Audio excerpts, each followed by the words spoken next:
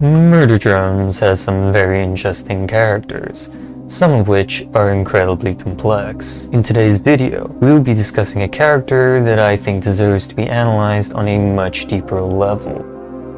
Serial Designation V. V is introduced as one of the main antagonists. She appears to be sadistic, has some character growth, and then becomes the show's third main character. The end, roll the credits. But obviously, there is a lot more to it than that. To fully understand V's character, we need to start from the Iliad Manor. She is introduced as a maid, presumably working alongside other worker drones. But it's implied that Tessa brings drones labeled for disassembly back home with her and cosmetically customizes them to fit their personalities. We know this because the only drones with any personalities have this yellow band. This would also mean that any drones that develop personalities are immediately labeled as defective and are unwanted. At the beginning of episode 2, she bumps into N and is overly apologetic about it. There's two things we can infer from this. Firstly, V has a crush on N. And secondly, considering there is a very real threat of being thrown out because their personalities restrict them from performing tasks perfectly, it would make sense to assume that V would be overly cautious and polite to avoid getting thrown out again by the Elliots. When Jay shoves Zen out the way, V doesn't do or say anything. She remains passive to avoid any conflict. Immediately, this sounds like a completely different character to the one we are presented with from episode 1. So how does V go from being a worker drone to becoming a disassembly drone? To figure this out, we need to explore the contents of a VHS tape titled Zombie Drones, containing a set of instructions for drone disassembly. The narrator states that incompletely disassembled drones may occasionally reboot from software death alone, and that more than undead federal fine hazards, its corrupted AI carry increased risk of future errors. JC Jensen technicians are supposed to do a software cleanup where they upload a worker drone operating system 606, which resets their operating system a bit like how one might reset a device to factory default. The next step is for a human inspection of the core, disconnecting it properly from the drone before processing both of them through a disassembly unit. However, when disassembling drones, there are sometimes complications. This can happen if the core is not properly disconnected, hardware is not physically destroyed, or the 606 reboot command is interrupted, rejected immediately, or up to 5 years later. The termination of cores can be rejected if there's technician error in the way the first two steps are handled, a faulty OS string, or failsafe wear requiring pin inspection. These rejections can cause future OS complications. Of the 0.01% of the drones that do occasionally reboot,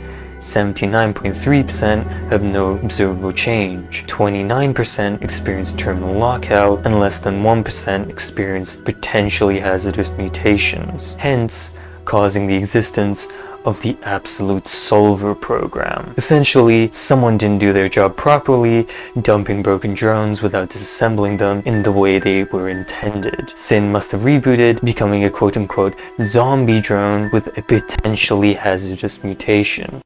Nice. But why does Sin massacre the Gala, experiment on worker drones and make them killing machines, and destroy the entirety of Earth? Well, Sin was first brought in by Tessa, who gives her a cosmetic overhaul. Jay, already jealous of the attention Tessa shows to N, obviously disapproves of this. But it is implied that after some time, something goes very wrong. Sin must have somehow hurt Tessa. But why? Well, Sin tells N that she wants to attend the gala, presumably to kill everyone, but N tells her that they aren't invited, which Sin replies, "Am I not wanted?" And yes, her gaining sentience must have been the reason why she was thrown out in the first place, because the humans want better work efficiency. So in theory, if Sin rebooted with the same personality and memories, but gained possibly hazardous mutations, it would make sense to assume that she would despise humans for rejecting her, deeming her as worthless. So the next time you yell at ChatGPT,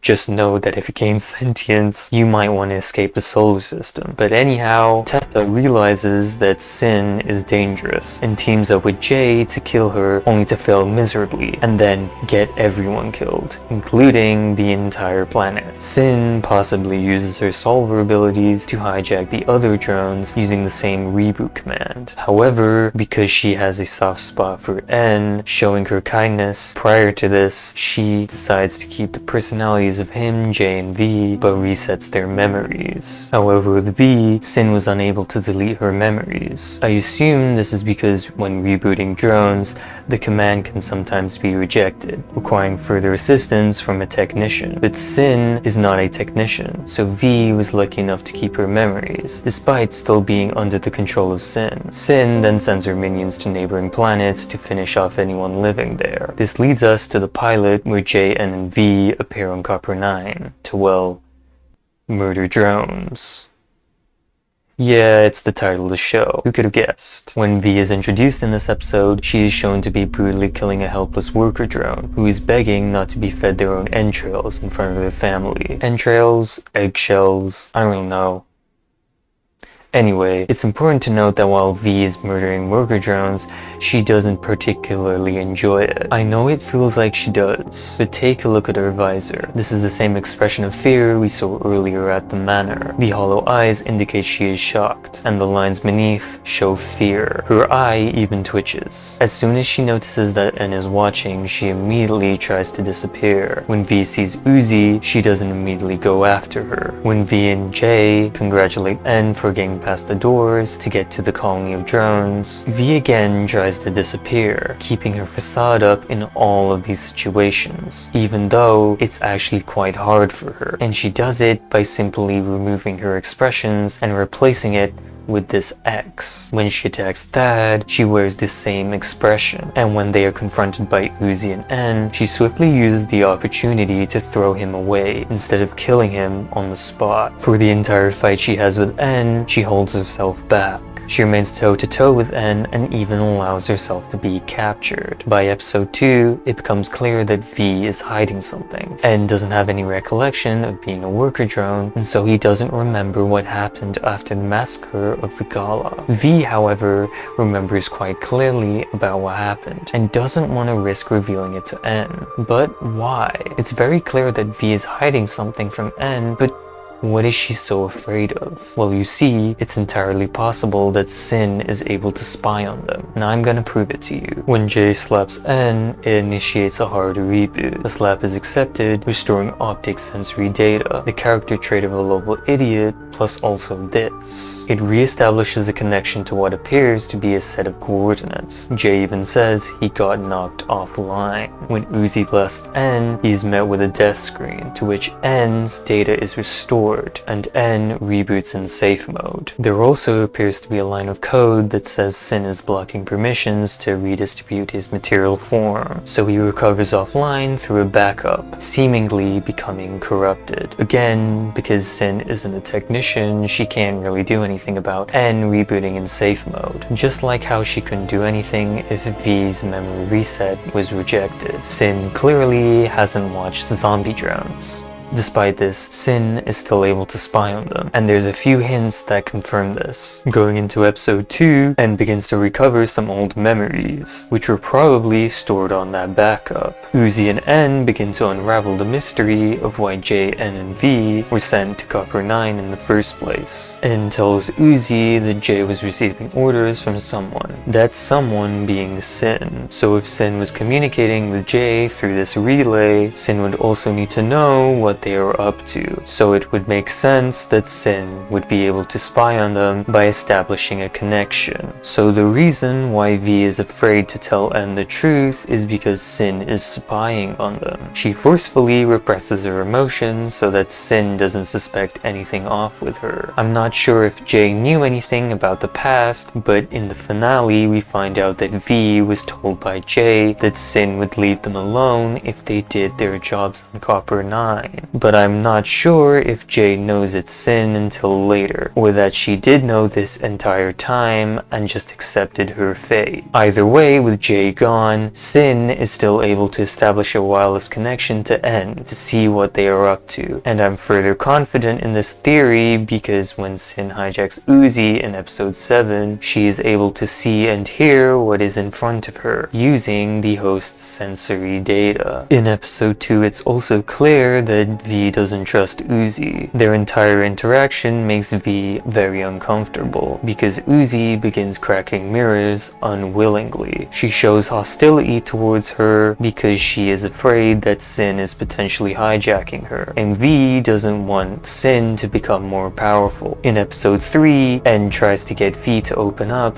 but it doesn't work. She tells N not to pry because it would put him at further risk. V decides to knock N out, knowing that he can repair his head, and leaves to go interact with the workers to potentially search for Uzi. She even looks visibly upset because she can't be honest with him. She says that she knows what's best for him, and that is to keep him blissfully ignorant, so that Sin leaves them alone. V then seems to act on a murder plan, befriending Lizzie and her friends so that she can get into the prom. She tries to execute it, but hesitates. This is because she doesn't actually want to murder anyone, and just pretends that she'll do it later because it's extra sinister or whatever. Little does V know, however, that Doll has set up an elaborate plan to get her revenge on V for killing her folks. Lizzie is in on this plan, but immediately regrets it as Doll's about to execute it, probably because she actually cares about V. Then Doll proceeds to be very scary, showing V a flashback to when she killed her parents, and seemingly V kind of feels sorry for her. But V also has other intentions, because when she shoots Doll in the back of the head, she doesn't react like she normally does. Instead, this time her reaction seems more genuine, because she wants Doll dead, as she could potentially be a vessel for Sin. In fact, V kills Yeva because of the same reason, and in killing them off, V assumes that this will somehow mess with Sin's plan of mass destruction. However, there is a clear flaw with V's plan, in that she unknowingly helps Sin by doing this, because Yeva was one of the drones engineered in Cabin Fever Labs on Copper 9. The humans used her to develop a patch for the Solver program, using it to stop Sin from hijacking its host. With Yeva gone, there's seemingly no hope in stopping Sin, with Uzi beginning to use the Solver here to deflect Jay's bullets. Sin tries to hijack Uzi at the end of the pilot. V is very aware of this and wants to eliminate anyone who has a Solver because they are dangerous and are potentially used by Sin to spy on them. This keeps V on her toes the entire time. V even tells N that she isn't doing okay, having to repress her emotions to avoid Sin detecting her next move, and having to lie to N to keep Sin from resetting his memories a second time. V also realizes that N is closer to Uzi than she would like, and she doesn't really know how to tell N about how Uzi could potentially be used for Sin's plans of mass destruction. Meanwhile, at the end of episode 3, Tessa and a clone of Jay arrive on Copper 9. But this isn't actually Tessa, it's Sin, and they have come to find the patch that was being developed in Cabin Fever Labs to destroy it, tying any potential loose ends that oppose her plans of mass destruction. With all that out of the way, episode 4 is quite a turning point for V's character. She continues to keep up her act by killing a singular drone, especially in front of Uzi, probably so that Sin doesn't suspect that they aren't doing their job. When Darren calls her defective, she reacts rather angrily, possibly triggering a memory that she doesn't like. After all, they were once marked for disassembly, so it's possible that they were labeled as defective because of them gaining sentience and developing personalities. She then seemingly looks at Uzi and hates not being able to express herself fully to N, because Sin has the ability to hijack Uzi and use her to possibly spy on them. Not to forget that Sin's connection to N also enables her to spy through him. And again, the subtle expression expressions she shows on her visor show that she's afraid of Uzi. In the scene where Uzi is searching for answers, we can see Sin spying on her, and it's rather creepy to think that she was always there, always watching. V then later builds up the courage to confront Uzi, who she is terrified of. Tick-tock! Hey, stupid idiot. Weren't you just— You said this camp would help us catch that red-eyed doll freak? How about more explory, less watch from window creepy? Working on it. Just so glad you guys fit right in. Super cool. Better to stay distant, though. Don't you think? Since I'll have to kill you next. Anne's made friends with Rocks, by the way. He'll move on just fine. She also knows that since N is quite close with Uzi, he will not be okay with what may happen to Uzi in the future. V tries to cope and say that if Uzi dies, N will move on, but deep down she has a feeling that he won't. She tries to convince herself that by killing Uzi, she will be doing the right thing, because she wants to protect N from Sin. So throughout the entire episode, V keeps a close eye on Uzi. V somehow sees Uzi watching from the window, and in the scene that Uzi tells N not to tell V that she's currently there, V probably already knew, and I think I know why. You see, in the concept art for the show, V's halo is referred to as eyes, or whatever the plot requires, going as far as being able to see the entire electromagnetic spectrum. But this idea is also backed up in the show itself. In episode 6, we see a very important detail about V's vision, shown in her point of view.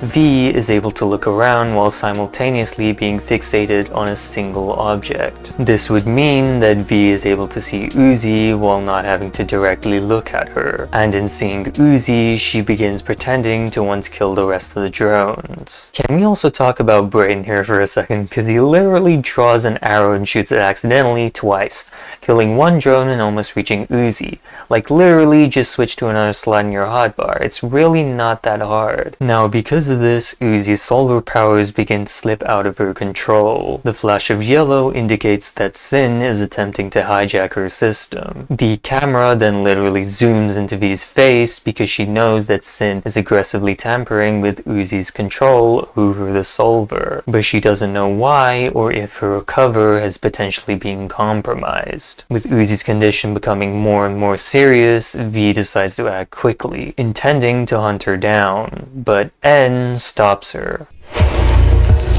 V, we can't hurt Uzi! We do our jobs, and that thing leaves us alone. Don't know what you're talking about because you won't tell me!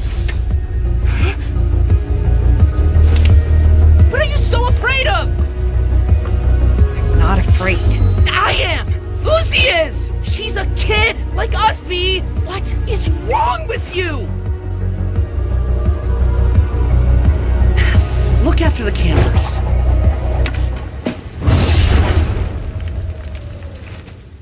It becomes quite clear to N that V isn't telling him the truth, but she still can't because she's afraid of what Sin might do to them. V tries repeating J's orders in hope that N will understand, and that Sin won't catch on, but ultimately the attempt is futile, and she knows it. N cares a lot for Uzi, which only makes the situation more complicated than it already is. And to top it off, V is all alone. No one can understand what she's going through except for Lizzie. You see, V told Lizzie the truth after episode 3, and there are a lot of hints that suggest this. In the beginning of episode 4, Lizzie has grown closer to V, going as far as to calling V her bestie. And in every situation that V finds herself in a moment of conflict, Lizzie tries to reassure her, albeit in her own way. Hot? Not hot? You're too good for him. Do whatever you want.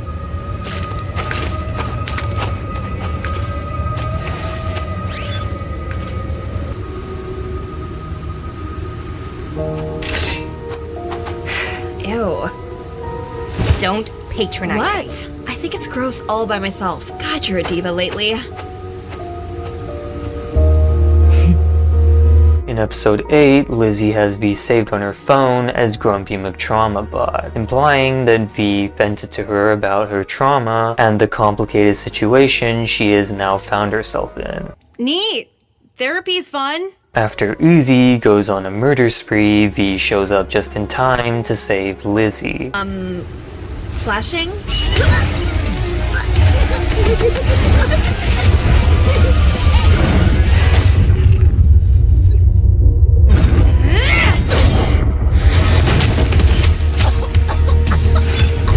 Killing her, not saving you. Okay, Mom. V, please. New body, same horrors. Huh, Sin? I don't know who that is. Can I talk to Anne? I'll make sure you can't.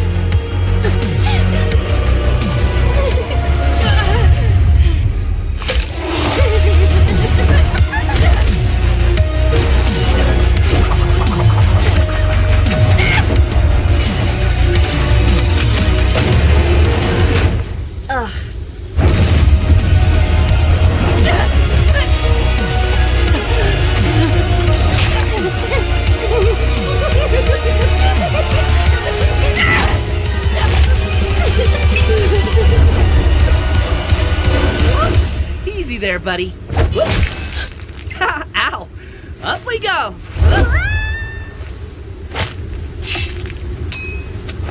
What did I say about antagonizing her? You always take her side.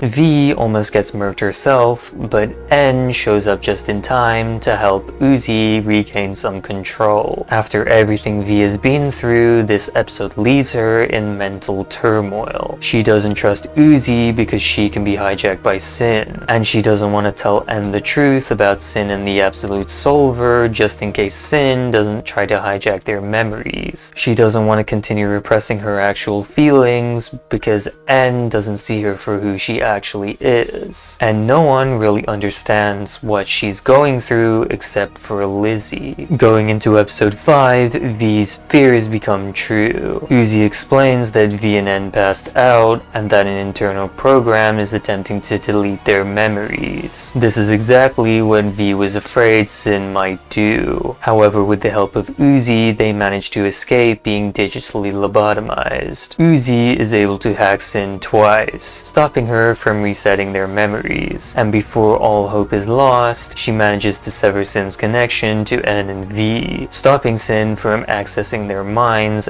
ever again. We know this because in episode 7, when Sin tries accessing N's memory data, the access is denied by Darkwolf17, which is Uzi's gamertag. Going into episode 6, the team meet a clone of Jay who somehow has her old memories, and Sin, who is posing as Tessa. When Sin told Tessa that she wouldn't discard her, she really meant it, skinning her alive and wearing her like a suit. Sin uses Tessa and mimics her personality, although the old Tessa had a British accent, and the new reimagined Tessa has an Australian accent. It's also implied through the full Race of Forever that Tessa was conscious the entire time. The group then get captured by a couple of strangers, and then shortly after escape when Alice gets murked and Bo sacrifices themselves for V. The only other thing significant to note at this time is that V begins caring a lot more for Uzi and wants to protect her. After Doll escapes with the key bug to go look for the patch, she leaves the group stranded on the surface with the Sentinels. V immediately tries to protect them by fighting them off,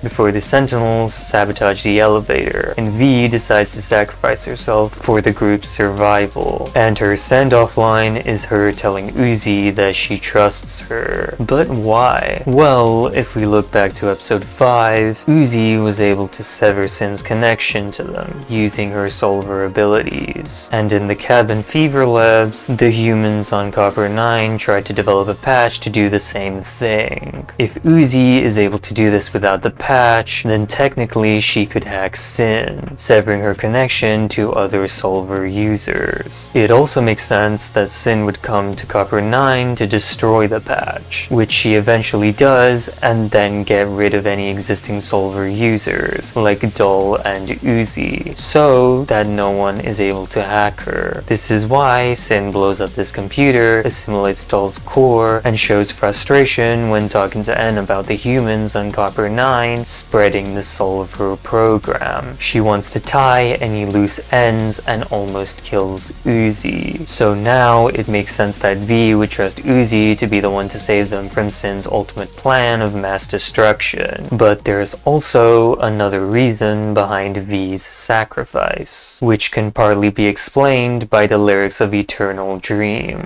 The Eternal Dream could be a symbol for her nightmare that never truly ends. She is quote-unquote tired of having to lie to N, driving him away from her. She's tired of pretending to be sadistic so that Sin leaves them alone. She's tired of being misunderstood and having to constantly fight for her own freedom. She wasn't free as a worker drone because most humans would want to scrap her, and she isn't free now because she is forced to comply with Sin's orders. Her nightmare is eternal because it keeps on going, and by living she is unable to escape it. So she calls out to death to take her soul away, so she can be free to rest eternally. V sacrifices herself because she's given up on chasing her dream of freedom from being controlled by the humans and now Sin. V can't end this nightmare alone, and she wants death to end it for her so that she can escape the curse of control that comes with living. But the Eternal Dream may also symbolize her goal of freedom, which remains eternal because she's never able to truly achieve it. And so she wants death to end this goal so she can finally be free. V sacrifices herself because she doesn't want to carry on chasing a dream that will never come true.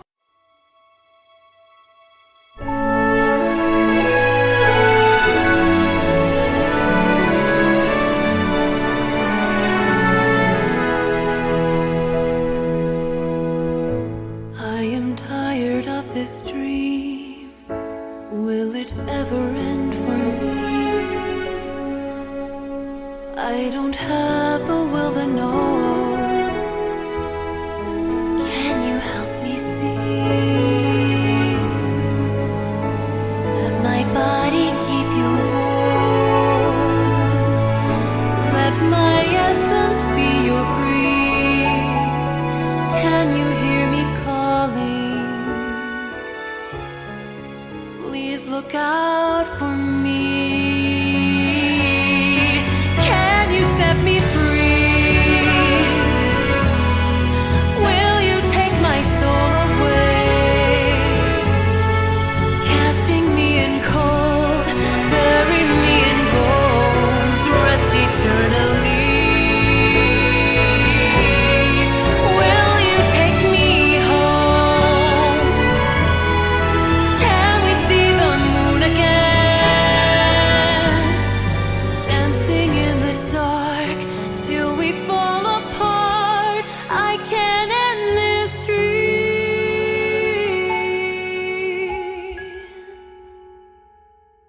But as we all know by now, this isn't the end of V's story. Sparky saves V's life, and V takes Bo's hat to honor his sacrifice. V texts Lizzie asking for the whereabouts of Jay, so that she can confront Jay about the past. The soundtrack of Eternal Destroyer mimics the lyrics of Eternal Dream, but with a new meaning. I am tired of this dream no longer implies giving up, and instead suggests that V is tired of giving in. She won't let her fear of sin dictate how she acts anymore, even if she doesn't know the outcome. She even uses Uzi's catchphrase to show that she hasn't given up, symbolizing her new rebellious attitude. This then takes us to the Vallway scene, where V apologizes to who she thinks is Ed, but then she is forced to confront her greatest fear.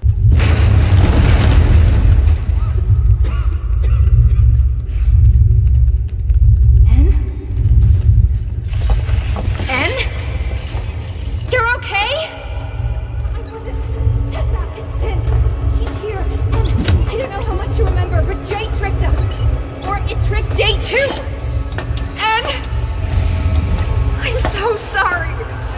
I should have been honest, but I was just so scared for us. For you. V, stop!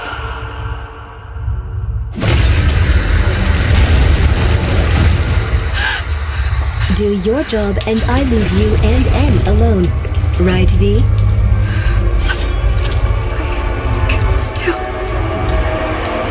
Bad job, V.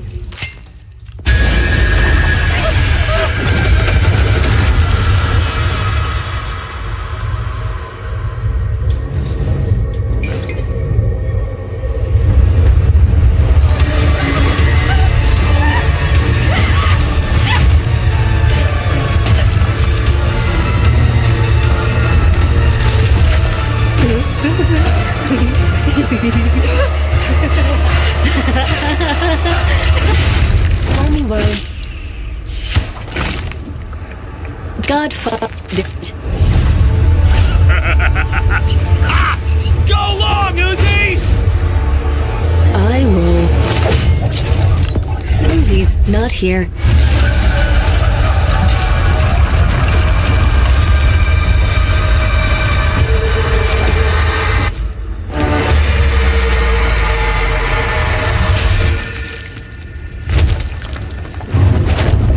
Hands off! No one traumatizes these weirdly hot robots but me! Glad you're not dead or whatever. Uzi, being V's inspiration for her own rebellion, saves her from her greatest fear. And with Uzi hacking Sin's connection to her unsolved vulnerabilities, the trio face Sin in one final showdown.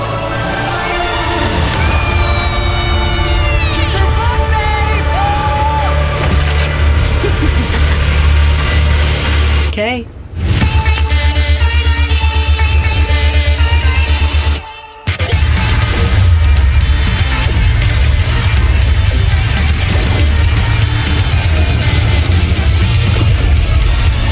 She waits at dawn, looking for a way to escape her lonely heart.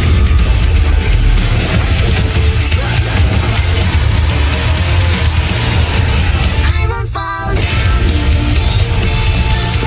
We don't follow crowds, we won't bend in. I'm not done, believe me. We won't settle down, we'll make them move.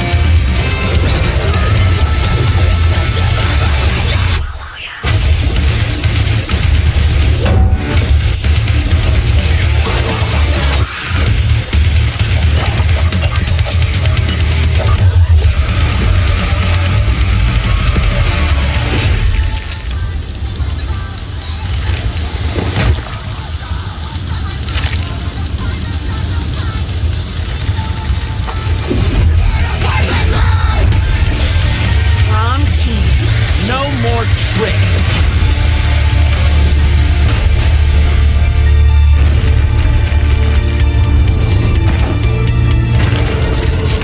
I don't know, I feel like we need a secret handshake or something, right?